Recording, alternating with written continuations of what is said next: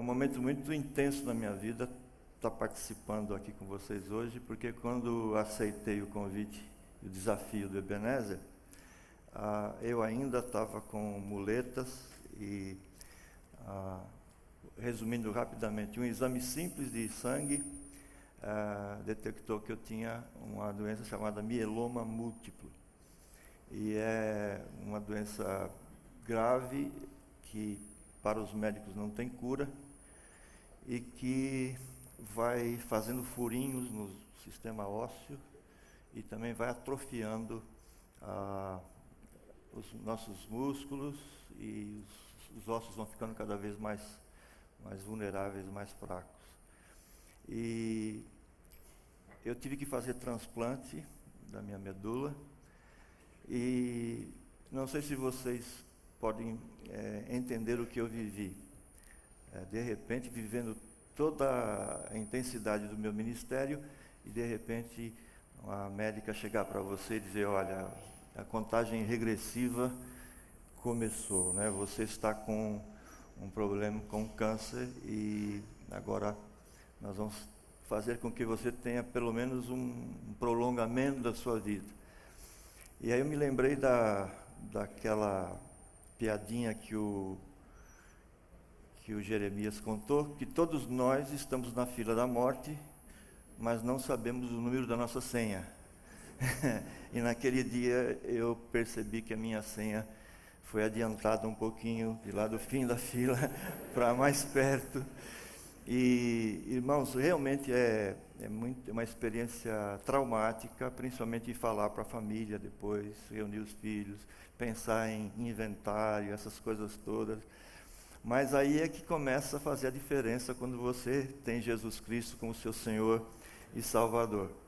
Fui para o hospital, e lá no hospital me submeti ao transplante, e não me dei conta que cada enfermeira que vinha, cada médico que vinha, eles sempre perguntavam alguma coisa e eu aproveitava a ocasião para poder falar de Jesus. E quando eu saí, tive alta, foi uma coisa muito interessante, já estava com a mala pronta, indo para o corredor, uma enfermeira disse assim: o pastor Paulo, o senhor não podia, antes de ir embora, dar uma passadinha numa sala ali? Nós queremos que o senhor faça uma oração, porque tem muita gente aí com problemas, e eles pediram se o senhor pudesse orar. Perfeito, deixei minhas malas ali, e quando eu entro numa sala, Noêmia estava junto, havia ali mais de, não sei, entre 20 e 30 pessoas, entre médicos e enfermeiras, todos com os olhos cheios de água, e uma delas falou assim: pastor, a gente está muito triste porque o senhor vai embora. E eu disse assim: bem, eu não sei se eu estou tão triste, eu estou feliz. Mas, meus irmãos, foi uma oportunidade rara. Aí comecei a entender um pouco mais os propósitos de Deus. Deus é capaz de levar a gente para um lugar como esse, uma doença tão intensa como essa, para que a gente possa falar do amor do Senhor Jesus Cristo para essas pessoas que talvez jamais entrariam numa igreja, buscariam o Senhor, e Deus nos leva para lá, assim como fez com Filipe, tirou ele de um avivamento e o colocou no meio do deserto para falar para uma pessoa só, porque uma pessoa só vale mais do que o mundo inteiro. Então, aprendi muitas coisas, mas não é o momento hoje aqui para falar sobre isso, mas eu louvo a Deus pelas orações de muitos de vocês que oraram comigo. Então, de toda aquela semi-paralisia que me aconteceu, eu fui abandonando uma muleta, outra muleta, e hoje, graças a Deus, eu posso me locomover. Antes, a Noêmia tinha que dar banho em mim, tinha que colocar a minha meia, meu sapato. Hoje eu faço isso tudo sozinho, e eu louvo muito ao Senhor por esse prolongamento de vida que Ele me deu. Amém? Ok. Vamos abrir nossas Bíblias em Sofocuque 3:2.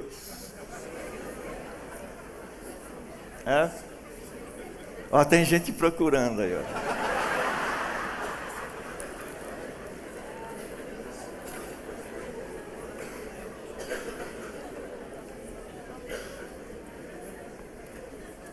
Romanos, capítulo 8, versículos 28 e 29. Eu fiquei muito preocupado quando o Hernandes leu esse texto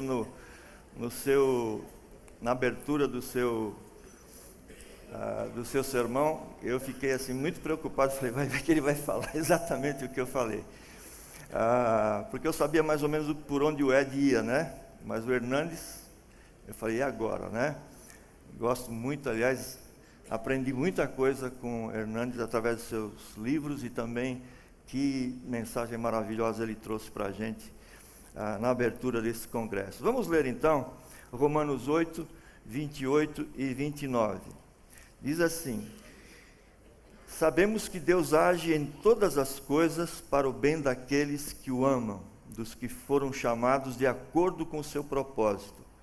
Pois aqueles que de antemão conheceu, também os predestinou para serem conformes à imagem de seu Filho, a fim de que ele seja o primogênito entre muitos irmãos.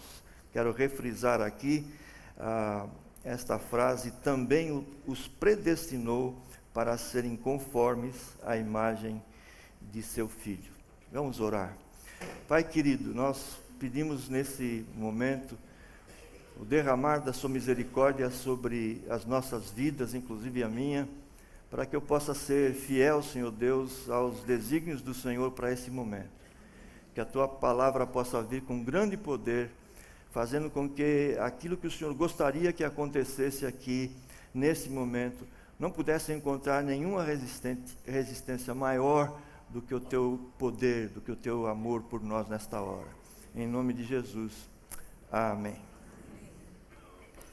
Irmãos, eu tenho aqui comigo uma frase de Martinho Lutero, que eu gostaria de ler para vocês. Enquanto isso, eu vou pedir para aqueles 3 voluntários chegarem até aqui, desse lado aqui, para que a gente possa fazer aqui uma ilustração. Eu gostaria que vocês não prestassem atenção neles agora. Daqui a pouco vocês vão ficar só prestando atenção neles, né? E também eu vou pedir o espelho. Diz assim: esta vida não é saúde, mas cura. Não é ser, mas tornar-se. Não é descansar, mas exercitar-se. Ainda não somos o que seremos, mas estamos crescendo nesta direção. O processo ainda não está terminado, mas vai prosseguindo. Não é o final, mas é a estrada. Todas as coisas ainda não brilham em glória, mas todas as coisas vão sendo purificadas. Que palavras, que explicação que resume praticamente a nossa caminhada ao lado do Senhor Jesus. Ainda não somos o que seremos, mas estamos indo naquela direção. Amém? Minha incumbência nessa manhã é falar sobre ser mais parecido com Jesus do que ontem. E como vocês sabem, Deus criou todos os homens à imagem e semelhança dele, pessoas perfeitas. E eu quero aqui hoje fazer uma pequena ilustração para vocês entenderem um pouco melhor aqui a nossa mensagem. Veio para cá? Tá joia. Ok. Pode chegar mais um pouquinho para lá. Ok. Joia. Aí dá para ver aqui. Tá joia. Muito bem. Vou pedir para o Paulo. Sabe que todo Paulo é gente boa, com exceção de um político aqui de São Paulo. Vem cá, Paulo. Gente, eu não sei se todos vão ver, eu vou virando de tal forma que até o pessoal daqui possa enxergar. Dá uma olhada aqui.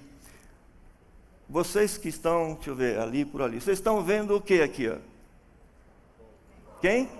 O Paulo, né? Ok. Vamos virar um pouquinho para cá, Paulo? Pessoal lá de trás, vocês estão vendo Quem aqui? O Paulo. Está vendo como nós podemos incorrer no erro, gente? Na verdade, vocês não viram o Paulo lá. Vocês viram quem? A imagem do Paulo. Agora, o que acontece? Com o passar do tempo, o Paulo, como todos nós, ele foi fazendo alguns pecados, não é? E a imagem dele ficou um pouquinho embaçada, sabe, por causa do pecado. Agora eu queria perguntar para vocês, aí onde vocês estão, o que é que vocês estão enxergando agora? Hein? A sujeira do Paulo?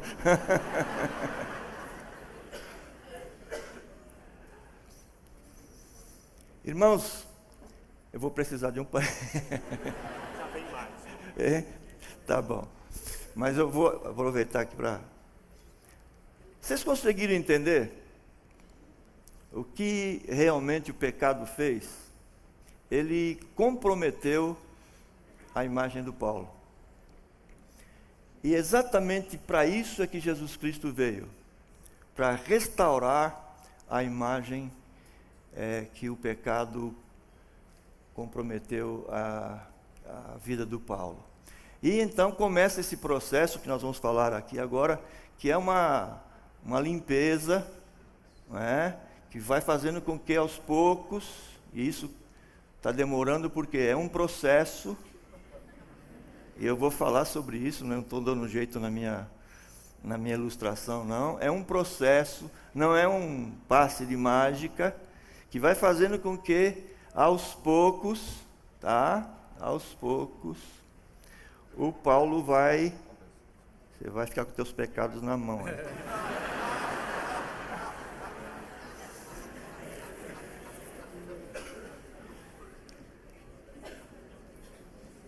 Haja pecado, hein, pastor? Rapaz, tem muito pecado.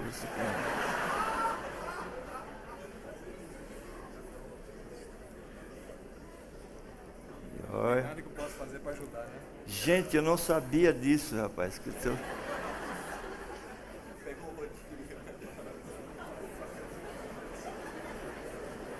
Eu devia ter escolhido outra pessoa. Talvez o Ebenezer.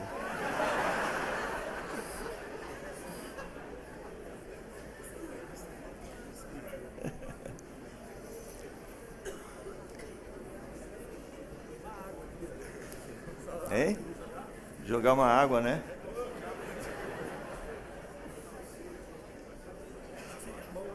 Bem,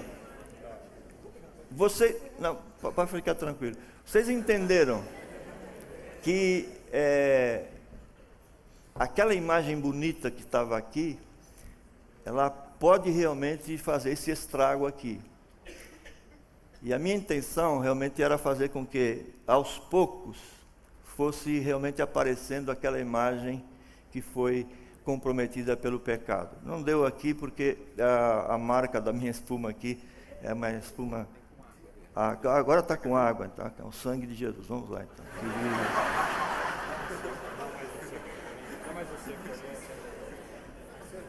Nossa, que experiência, hein? Hein?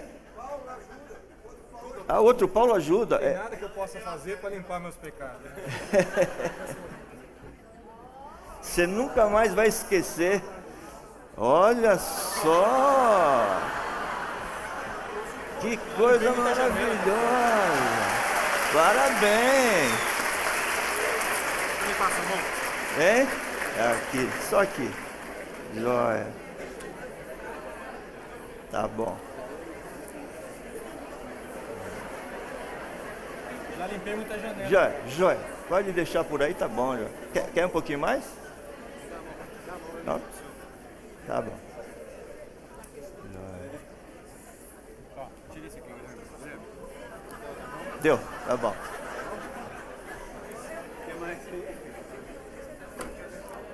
Tá joia, tá bom? Tá joia. Muito bem, gente. E agora eu vou pedir para os outros dois irmãos que vieram aqui, podem retirar o espelho. Mas o que acontece? há uma parte que é a parte de Deus, mas também tem uma parte que é a parte do Paulo. Saída pela esquerda.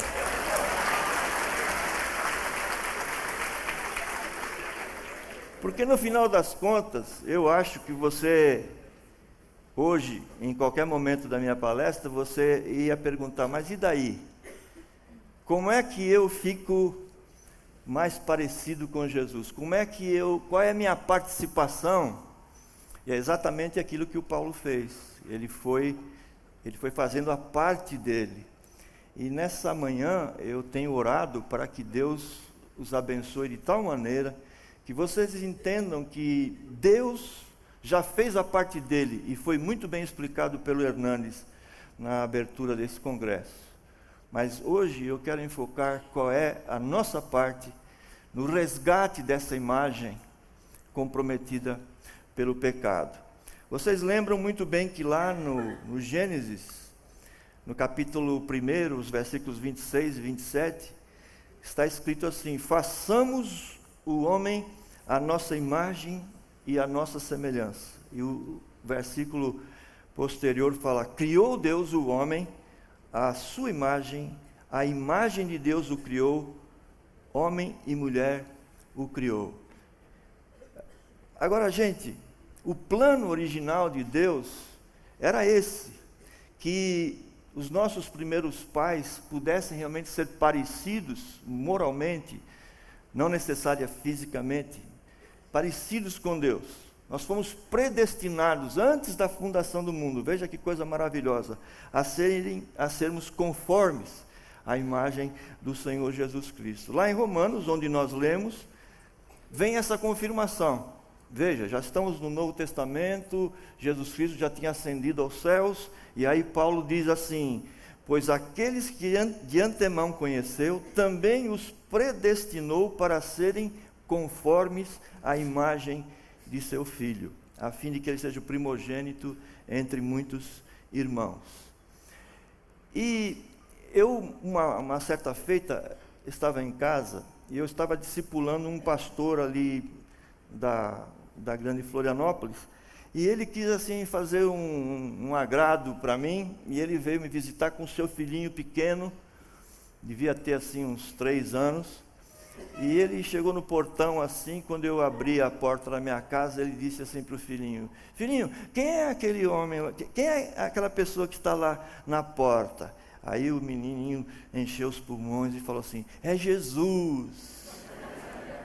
O pastor lá, ele foi discipulando o filho e falou: quando nós chegarmos, abrir a porta, você diga isso, Jesus.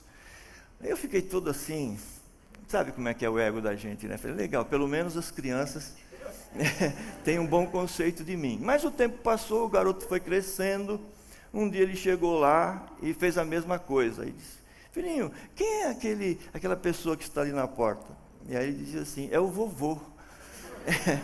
Então vocês viram que com o passar do tempo eu acabei perdendo aquela imagem que o menino tinha a respeito de mim. De Jesus passei promovido, aliás, rebaixado para vovô. Lendo a palavra de Deus, pensando no que realmente eu podia respaldar aqui hoje a nossa conversa, eu encontrei lá em Hebreus capítulo 1, aliás, Hebreus capítulo 1 é um capítulo fantástico, que diz assim no versículo 3: o Filho é o resplendor, é o reflexo da glória de Deus, a expressão exata do seu ser, sustentando todas as coisas por sua palavra poderosa. E eu fiquei assim encantado, pensando de que Jesus Cristo, ele é a expressão exata de quem é Deus. Me lembrei daquele momento quando uns discípulos chegaram para Jesus e disseram para ele assim: Jesus, não dá para o Senhor mostrar o Pai para a gente? E o que é que Jesus Cristo disse? Quem me vê, vê o Pai. Quem me ouve, ouve o meu Pai. É muito importante, queridos, de que a gente ultrapasse essa barreira da nossa religiosidade. Nós precisamos nos sentir realmente pessoas que têm uma ligação fortíssima de filho para pai com Deus e de Jesus como nosso irmão mais velho. Mas é preciso ouvir a voz de Jesus Cristo. Ele disse assim: as minhas ovelhas ouvem a minha voz. Essa questão de ouvir Jesus Cristo é um problema muito sério hoje em dia, porque existem milhões de vozes chegando ao nosso ouvido. E nós precisamos, como fazemos quando sintonizamos uma emissora de FM, quando nós não sintonizamos na frequência certa, vem aqueles chiados. Mas quando você acerta exatamente aquela frequência do seu aparelho com a frequência da antena daquela rádio, você ouve e ouve, assim, você fica se deliciando com numa caixa, os sininhos tocando, aqui o contrabaixo, você fica maravilhado. Eu sou alguém que curto muito isso, de ouvir claramente uma gravação de alguma música, de algum concerto, de algum conjunto. Mas é preciso ouvir o Senhor na frequência certa. Eu já contei aqui, eu acho que há uns 5 anos atrás, uma experiência que me fez entender o que significa realmente esse ouvir, porque Jesus Cristo disse: as minhas ovelhas ouvem a minha voz. E eu me lembro quando eu fui convocado para o exército, numa época muito difícil, a época da Revolução, havia um comandante que no primeiro dia ele reuniu todos os soldados, e mais ou menos era metade desse público aqui, eram mais ou menos 700 soldados. E ele subiu assim em cima de um caixote e ele disse assim: eu queria que vocês soubessem que vocês nunca mais vão esquecer da minha voz. Nunca mais. Vocês vão passar por um treinamento, por uma capacitação, de tal forma que daqui a 10 anos, quando vocês ouvirem a minha voz, vocês vão me obedecer. E foi passeando assim entre as fileiras da tropa e chegou bem perto de mim assim, encostou assim era um chicotinho, porque era negócio de cavalaria. Ele chegou assim, encostou, olhou bem para mim e falou assim: Solonca, não é porque ele sabia meu nome, é porque estava gravado aqui, né? Solonca, olha bem nos meus olhos. E tem que falar: sim, senhor. Você não vai se esquecer da minha voz. E eu lá por dentro disse assim: infeliz. Eu não vejo a hora de sair daqui. Primeiro dia já, cortaram meu cabelo daquele jeito, né? Imagina, a época dos Beatles. Eu era um Beatles gospel, assim, naquela época meu. Você está entendendo? Ele falou: sim, senhor, da boca para fora. Irmãos, passei por um treinamento, marcha, levanta, né, direita, esquerda, tal, e obedecendo. Às vezes ele nos acordava às 3 da manhã, a gente tinha que botar as botinas e correr para o pátio, e ele falava assim: pelotão, marcha, alto, e vai. E foram assim, 1 ano inteiro de treinamento. Quando saí de lá, eu dei assim, graças a Deus, puxa vida, que legal, estou livre desse homem aí. Acontece que depois de mais ou menos uns 7 anos, estou passando pelo viaduto do Chá, andando, e de repente, alguém atrás de mim falou assim: pelotão, alto! Eu dei 1, 2, 3.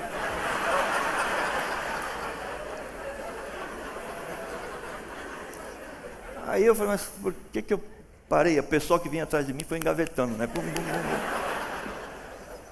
Aí eu olhei para todos os lados e falei: por que eu parei? Continuei andando. Aí quando chegou ali perto do Teatro Municipal, eu ouvi uma voz: direita, vou ver, eu. Aí eu ouvi uma gargalhada atrás. Tá vendo, Solonca? 7 anos se passaram e você ainda ouve a minha voz. Queridos, se um homem é capaz de treinar um outro homem, de tal forma que 7 anos depois ele ainda obedece o comando, vocês imaginem o nosso Senhor Jesus Cristo. Até o inferno treme sob a autoridade da palavra do Senhor Jesus Cristo. Amém? Acontece que muitos de nós, que povoam as igrejas, são pessoas que estão ali, mas não sentem essa verdade. Porque é uma verdade. Jesus Cristo disse: quem é meu discípulo, ouve a minha voz e obedece. E mais do que isso, há muita implicação, que não é o caso de agora, que Jesus Cristo fala assim: quem ouve os meus mandamentos e os guarda, eu e o Pai viremos e faremos nele morada. Gente, pense bem. Jesus Cristo disse assim: se eu realmente ouvir a voz de Cristo, os seus ensinamentos, o Pai e Jesus virão na minha vida e farão morada. Isso é maravilhoso, porque não é somente o corpo do Paulo que está andando, os músculos, os ossos, os nervos, o sangue. Vai indo junto quem? Quem? Jesus e o Pai. Um pouco mais para frente, Jesus Cristo fala que o Espírito Santo viria e faria em nós morada. Isso faz toda a diferença, porque você vai enfrentar a sua vida não mais sozinho, você vai atrás de um emprego não mais sozinho, você vai com quem? Você vai com o Pai, você vai com o Filho e você vai com o Espírito Santo. Amém? Amém. Isso é uma verdade que faz muita diferença, e é sobre isso que eu quero falar, sobre algumas coisas que Jesus Cristo disse, que vão começando a alterar a nossa imagem de seres humanos comuns, que fazem diferença. Eu nunca vou esquecer a experiência que eu tive em Porto Alegre. Estou vendo o Jorge aqui, o Daniel, não, só o Jorge e o Alceu, que são lá de Porto Alegre, quando eu era pastor ali. Eu me lembro perfeitamente do dia que eu levei um grupo de discipulado, porque o discipulado, que eu entendo, não é aquela reunião semanal, onde você reúne algumas pessoas e você transmite alguns ensinamentos. Na minha opinião e na opinião de muitas pessoas, o discipulado é repartir a própria vida, é aprender fazendo. Então no nosso grupo teve uma irmãzinha que falou assim: perto de casa tem ali um terreiro de umbanda, que importuna, a noite inteira ali batendo aquele batuque, é um negócio terrível, a gente tem que colocar alguma coisa no ouvido. E aí um dia desses eu disse para ela assim: olha, nós vamos terminar nossa reunião aqui e vamos lá em frente a esse terreiro de umbanda. Irmãos, nós chegamos em frente ao terreiro de umbanda, nós paramos o carro e começamos apenas a orar. No meio das nossas orações, alguém bateu no vidro do nosso carro, eu abaixei, até pensei que era um assalto, mas a pessoa disse assim: será que vocês poderiam fazer o favor de sair daqui? Mas eu disse assim: mas qual é a razão? É uma praça, é pública. Não, é que vocês estão interferindo nos nossos trabalhos lá dentro. Irmãos, poucos de vocês que estão aqui valorizam o seu relacionamento com Jesus Cristo. Poucos de nós que estamos aqui temos a dimensão exata do que Cristo está fazendo na nossa vida. Me lembrei de um texto lá que fala que a vereda do justo, lá no Velho Testamento, é como a luz da aurora. Vai o quê? Brilhando mais e mais, até se tornar dia perfeito. Me lembro de outra situação, em que na igreja, já em Florianópolis, onde eu estou, nós tivemos um caso de possessão demoníaca, uma coisa ainda assim meia nova no meu ministério, não tão nova porque tinha acontecido já em Porto Alegre, mas uma senhora ficou possessa e nós levamos para uma salinha que a gente chamava de expulsômetro. Não, expulsódromo, desculpe. Expulsômetro é para medir se a pessoa está possessa. E estávamos ali orando para que o demônio deixasse, e a pessoa que estava possessa, saiu uma voz estranha e falou assim: eu saio daqui, mas eu vou entrar naquela, eu não vou nem mostrar, senão vão pensar que, né? Eu vou entrar naquela pessoa ali, Aí um dos nossos irmãos saiu correndo para a pessoa lá, e falou com ela: quem é você? A pessoa disse assim: eu estou visitando aqui. Ele falou assim: você tem Jesus? Não, então aceita Jesus agora. Mas por quê? Não interessa, aceita Jesus.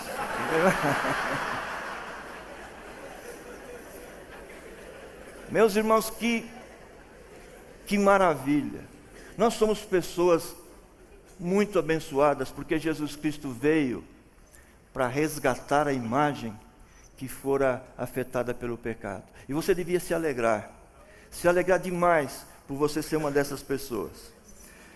Gente, em Mateus, antes eu vou ler Efésios, capítulo 1, de 3 a 4. Diz assim: bendito seja Deus, nosso Pai e Senhor de Jesus Cristo, do Senhor Jesus Cristo, que nos abençoou com todas as bênçãos espirituais nas regiões celestiais, porque Deus nos escolheu nele antes da criação do mundo para sermos santos e irrepreensíveis na sua presença. Deus quer que você, depois que aceite seu Filho Jesus Cristo, você deixe de ser uma pessoa nas mãos do inimigo.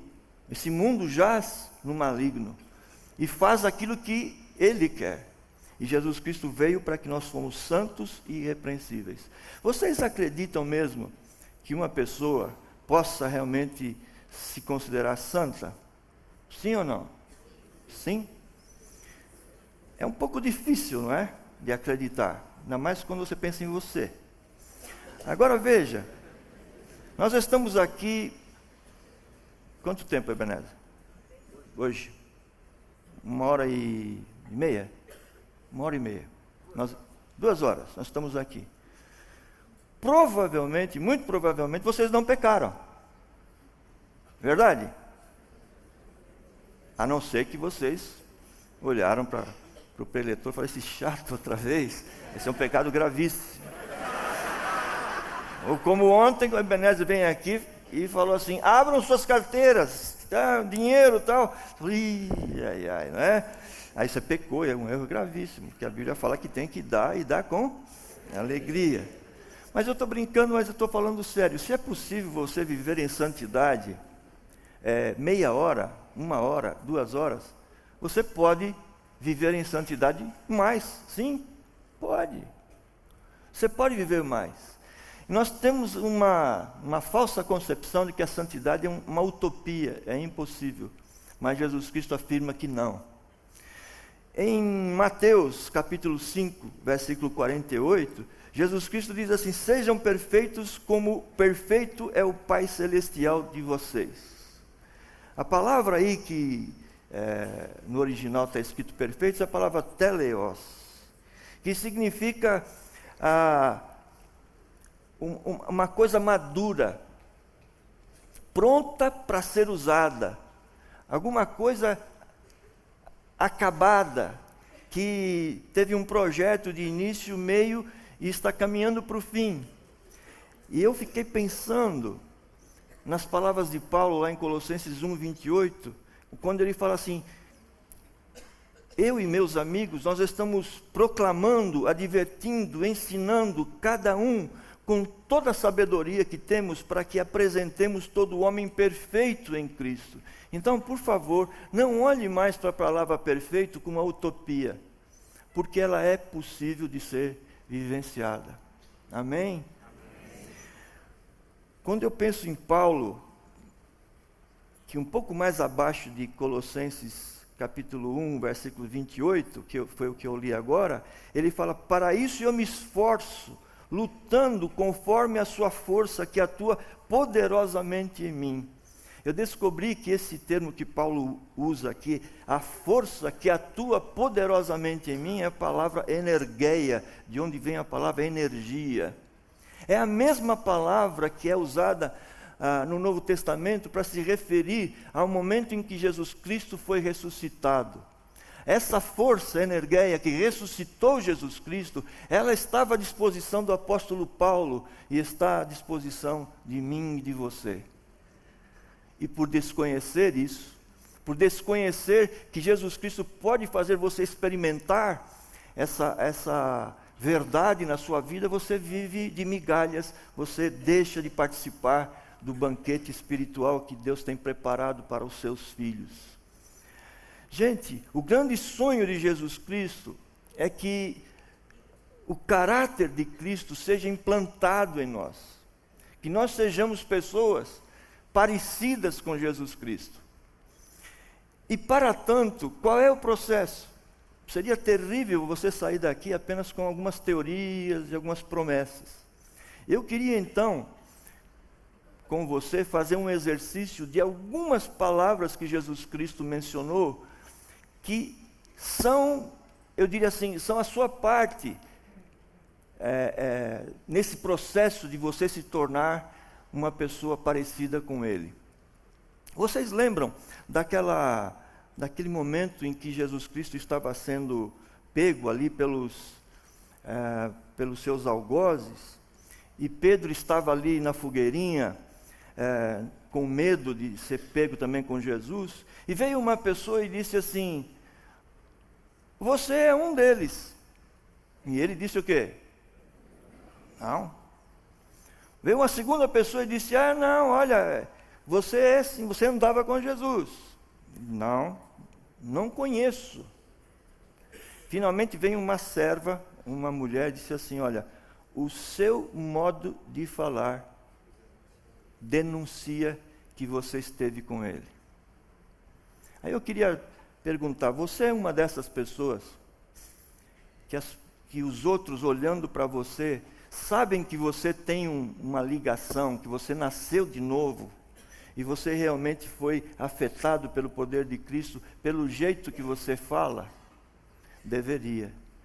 O jeito que você trabalha, sem murmuração, servindo aos seus chefes ou patrões como se estivesse servindo ao Senhor, dando um copo d'água para uma pessoa, não é, que está sedenta. Enfim, aquele sermão que Jesus Cristo disse que muitos chegarão lá e falam: Senhor, nós fizemos tantas coisas, expulsamos demônios, cantamos no conjunto da igreja, fui professor de escola dominical, participei de 37 congressos. E Jesus Cristo vai voltar para ele e vai dizer o quê? Não lhe conheço. E depois, afasta-te de mim para o fogo eterno. Nessa manhã, queridos, nós temos a grande oportunidade de fazer uma pequena revisão, o tempo não vai deixar, para que nós possamos fazer uma releitura daquilo que Cristo ensinou, para que nós pudéssemos voltar a ser imagem e semelhança de Jesus. O que é que eu fiz? Eu peguei o livro de Mateus, eu estava lendo Mateus todinho, quando chegou no capítulo 11, versículos 28 a 30, acho que a maioria de nós conhecemos, diz assim: vinde a mim, todos os que estáis cansados e sobrecarregados, e eu vos aliviarei. Tomai sobre vós o meu jugo, e agora preste bem atenção, o que em seguida vem? E aprendei de mim. Aprendei de mim. Então veja, é muito importante ouvir a voz de Jesus e aprender. Nem tudo que nós ouvimos, nós aprendemos. Mas nesse caso é fundamental aprender com Jesus, porque eu sou manso, humilde de coração, e achareis descanso para as vossas almas. Gente, como foi importante saber disso na hora em que eu realmente achei que eu ia morrer. As dores eram tão intensas, não havia parte do meu corpo que não doesse. E eu me lembro, não foi uma vez, 2 ou 3 vezes, várias vezes, eu deitei e disse assim na minha oração: Senhor, eu não quero acordar. Eu não quero acordar. Mas aí vinha os ensinos de Jesus Cristo. Esse daqui: achareis descanso para as vossas almas. Tem um hino muito bonito que não se canta mais: descansa, alma, né? Que me parece que foi tocado até quando o Titanic estava afundando, a orquestra estava cantando. Nós precisamos aprender a descansar a nossa alma em Jesus Cristo. Ele é o nosso modelo, queridos, Ele é o nosso modelo. Eu comecei então a voltar lá para o capítulo 4 e comecei a reler e falar: eu preciso aprender mais como descansar a minha alma. Então eu quero fazer aqui uma citação bem rápida, são vários textos, eu vou falar apenas alguns, mas o que eu aprendi fazendo uma releitura do Evangelho de Mateus, a respeito de quando Jesus abriu a boca e ele ensinou alguma coisa que cooperasse para que eu tivesse a imagem que Deus gostaria que eu resgatasse. A primeira coisa que eu quero citar aqui é Mateus 5,13, quando Jesus Cristo diz assim que nós seríamos o sal da terra, que nós deveríamos cuidar para não perder o nosso sabor. E eu não sei quantos de nós que estamos aqui realmente levantamos e queremos passar o nosso dia sendo alguma coisa que dá sabor, que dá consistência. Mas um pouco embaixo, no outro versículo, ele fala: vós sois a luz do mundo. Não sei se vocês percebem, antes Jesus Cristo disse: eu, Jesus, sou a luz do mundo. Mas agora, já no comecinho ali, ele fala assim: vós sois a luz do mundo. Nós somos continuadores da obra de Cristo. Hoje o mundo não vê mais Jesus Cristo, ele vê a mim e a você. Nós somos pessoas que somos a luz do mundo. Quantas e quantas vezes, não só eu, mas você também, passou por essa experiência de entrar num lugar e a pessoa dizer assim: ai, que bom, quando você entrou aqui, parece que uma luz entrou, não é verdade? Assim também quando entra uma pessoa que é do outro lado, fala assim: ih, o negócio ficou carregado aqui. Nós somos a luz do mundo. Mais ainda, aprendi com Jesus Cristo, queridos, que que nós, discípulos dele, devemos nos esforçar por exceder a justiça meramente originada da religiosidade. Nós temos que escapar dessa justiça, eu diria assim, pré-organizada. Esse negócio, por exemplo, de servir uns aos outros, nós costumamos esperar a nossa vez na escala para poder servir. Às vezes você está lá sentado na sua igreja e de repente entra uma pessoa nova e você fica assim: vou lá falar com ele. Não, mas isso é o pessoal da diaconia, isso é o pessoal do apoio que tem que fazer. Jesus, isso é coisa pré-organizada. E Jesus Cristo me ensina que eu tenho que exceder isso, de que eu tenho que ser uma pessoa que voluntariamente vou para essa pessoa e vou demonstrar o meu amor para com ela. Jesus Cristo me ensina também, queridos, no capítulo 5, versículo 27 e 28, que o adultério não acontece só quando eu vou para a cama com uma pessoa que não é a minha esposa. Jesus Cristo fala assim: quando você, na sua cabeça, você já imaginar uma cena de adultério, você já pecou. E uma das coisas seríssimas que estão acontecendo nos dias de hoje, queridos, é a contaminação dos nossos olhos. E a internet tem ajudado. Quem sabe nessa manhã, alguns de nós aqui vão ter que se levantar daí onde estão, na última oração que eu vou fazer aqui, e vão dizer: Senhor, me perdoa, porque eu sou um daqueles que consulta os sites pornográficos. Eu sou um daqueles que tem aquele canalzinho que eu só vejo quando a minha esposa foi dormir. Eu consulto lá no barbeiro, no cabeleireiro, revista Playboy. Você está infestando os seus olhos de impureza. Resgatar a imagem e semelhança de Jesus Cristo passa por essas coisas simples, que é a purificação. Jesus Cristo disse assim: bem-aventurados limpos de coração, porque eles verão a Deus. Jesus Cristo explica também que se os seus olhos forem puros, todo o seu interior será puro. Mas se os seus olhos forem impuros, quão grandes trevas haverão em ti. Eu fico triste quando às vezes eu flagro, na igreja mesmo em que eu pastoreio, algumas pessoas olhando uma outra pessoa sensualmente. São capazes, queridos, de olhar para uma criança e ter pensamentos impuros. Eu já recebi no meu gabinete pessoas que vieram falar assim: pastor, eu me sinto, na hora que eu vou orar, eu me sinto reprovado, porque eu tenho esse costume de olhar e pensar de modo impuro. Queridos, Jesus Cristo disse isso, e é importantíssimo para que eu possa ser parecido com Ele. Outra coisa, Jesus Cristo disse capítulo 5, 33 em diante, que eu e você devíamos ser pessoas de palavra. Seja a vossa palavra o quê? Sim, sim, não, não. O que passar disso? Provém do maligno. Jesus Cristo falou, no passado era olho por olho, dente por dente. Mas a partir de agora, o quê? Eu tenho que aprender a ser manso. Quantas pessoas morreram? Porque no trânsito não aprenderam a ser pessoas mansas. Não levaram desaforo para casa. Seguiram outro carro, deram uma fechada, ou o carro foi parar no meio de um poste, ou surgiu uma briga, como eu já vi, eu falei aqui já numa palestra anterior, de presenciar uma morte, porque um sujeito fechou o outro no trânsito. Presenciei um outro assassinato de um cobrador que não tinha troco, e o sujeito falou, você é um ladrão. Aí o cobrador disse, repete aí que eu sou um ladrão. E ele falou, você é um ladrão. Ele pegou a faca dele assim, passou a mão no pescoço e morreu. Porque não aprendeu a ser manso. Jesus Cristo disse assim, se alguém vier te levar o paletó, dá a camisa, dá a gravata, fique vivo.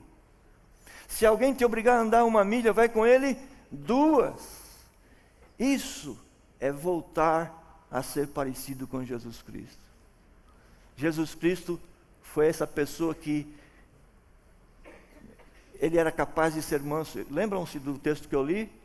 Aprendei de mim porque eu sou manso. Sou manso.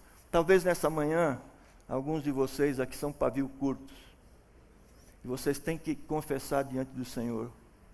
Falar, Senhor, eu admito que isso é uma coisa que mancha a minha imagem. Aprendi também com Jesus Cristo, queridos, que nós devemos aprender a amar os nossos inimigos. Coisa dificílima. Ainda mais o pessoal que mora em Brasília. Como é difícil. Estou brincando. Como é difícil. Eu recentemente passei por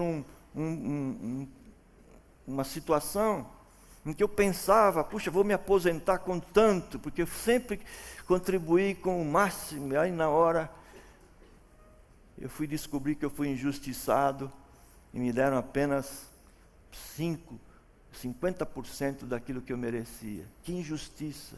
Como eu fiquei com ódio. Eu ia dormir com ódio e levantava com ódio. Aí Jesus Cristo disse assim, Paulão, você está jogando espuma de barba no teu espelho. Você está comprometendo a imagem de Cristo. Irmãos, houve uma situação na minha vida em que um grupo de pessoas me passou para trás. Uma venda que eu fiz de uma empresa, eles me deixaram para trás.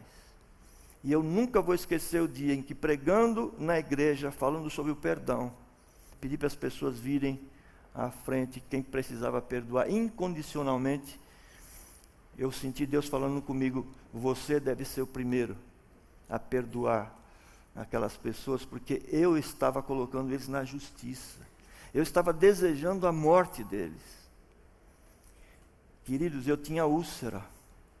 E depois de perdoar aquele grupo, minha úlcera desapareceu. Vocês não sabem a força dos ensinos de Jesus Cristo. Finalizando, o discípulo de Jesus Cristo não deve imitar aqueles que não conhecem a Deus, porque eles acreditam que pelo muito falar, pelas repetições, Deus os ouvirá. Nós temos que resgatar, queridos, o nosso entendimento sobre oração, que é um diálogo. Eu falo e Deus responde. Não é reza. E também não é pelo número de vezes que eu vou à igreja. Às vezes nós fazemos as campanhas de oração. Não é troca, como disse o Hernandes aqui. Mas é simplesmente falar com Deus no secreto. Eu queria pedir que você abaixasse a sua mente. Eu quero ler mais alguns versículos. Depois queria que você fizesse um autoexame antes de terminarmos. Jesus Cristo me ensinou que nós devíamos viver como discípulos sem ansiedade. Talvez nessa manhã Alguns de vocês estão aqui com o seu corpo, mas estão com a cabeça bem longe, ansiosos por algumas coisas, como trabalho, como dívidas, como algum problema com o filho, com a esposa, alguma coisa na sua igreja. E Jesus Cristo fala assim: filho, não fique ansioso.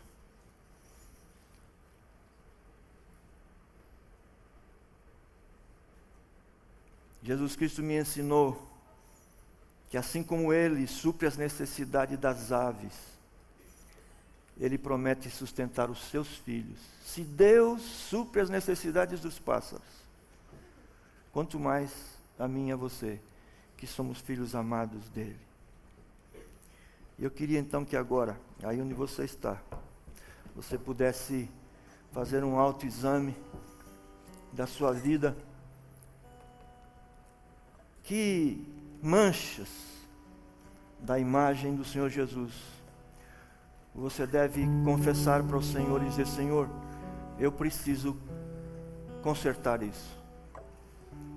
Eu sei que aos teus olhos eu não sou uma pessoa aprovada, mas eu peço que hoje o Senhor comece uma caminhada, como disse Martinho Lutero. Eu ainda não sou, mas eu estou a caminho, e quero começar hoje, quero começar nesse congresso, a realmente resgatar a imagem e semelhança que o pecado me afetou. Quero ter o perfume, eu quero ter o perfume de Jesus Cristo. Por onde eu passar, eu gostaria de deixar saudades.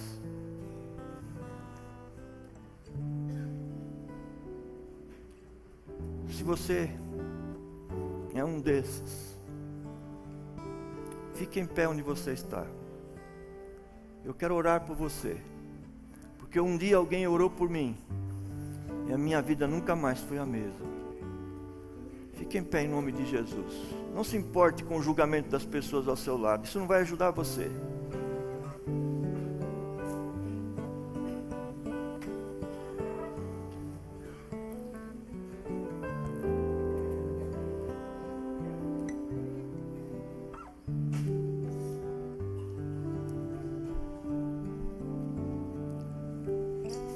Orar, queridos. Pai amado,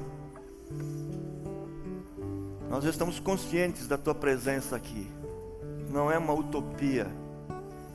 Seu filho disse: eis que estou convosco todos os dias, até a consumação dos séculos. Isto inclui Águas de Lindóia, o encontro do Haggai. O Senhor está entre nós. Nós temos lá dentro de nós a visitação, a presença do Senhor, e o Senhor quer fazer a sua parte. Temos aí, ó Deus, ao lado do teu trono, o Espírito Santo, orando com gemidos inexprimíveis a nosso favor. Temos Jesus Cristo como nosso advogado, e Ele deseja, Senhor, eu tenho certeza disso, o Senhor deseja que todos nós que estamos aqui possamos ter a nossa imagem e semelhança resgatadas. Ó Deus, surpreenda-nos nessa manhã. Surpreenda-nos nessa manhã. Ó Pai, aqueles irmãos que realmente sabem, porque o Espírito Santo testifica, eu peço que o Senhor ajude esses queridos a ouvirem o Teu Espírito, a ouvirem a Tua voz, e se arrependam da vida que levavam, e comecem a ouvir a Tua voz, que já está registrada inclusive nos evangelhos, na palavra, mas também o Senhor fala lá de dentro, porque o Senhor está dentro de mim, e o Senhor tem falado para as correções que temos que fazer.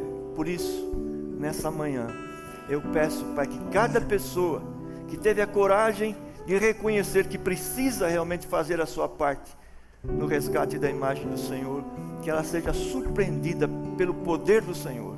Essa energia que levantou Jesus dos mortos possa levantar esse irmão, independente da situação que ele está vivendo. Em nome de Jesus. Amém.